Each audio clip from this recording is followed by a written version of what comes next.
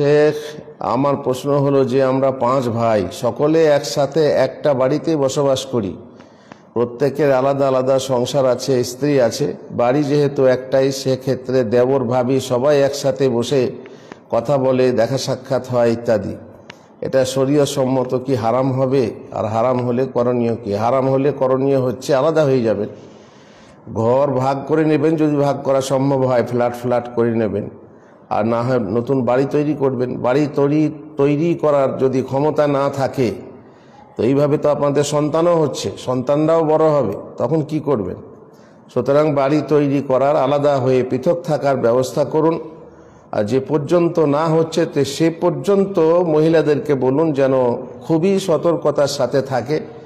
যেখানে নন মাহারাম রয়েছে তাদের সঙ্গে গল্প না করে, দেওরের সঙ্গে নষ্টি ফষ্টি না করে, আর একসাথে খাওয়া দাওয়া না করে, বরং তারা যথাসম্ভব পর্দা করে, কেবল চেহারা খুলে রেখে বাড়ির কাজ করে, বাকি শরীরের অন্য অঙ্গ প্রত্যঙ্গ যেন না দেখে। কবজি পর্যন্ত হাত দেখানো জায়েজ হবে, পায়ের পাতা হয়তো দেখলো, কিন্তু অন্য অঙ্গ যেন দেখা না যায়।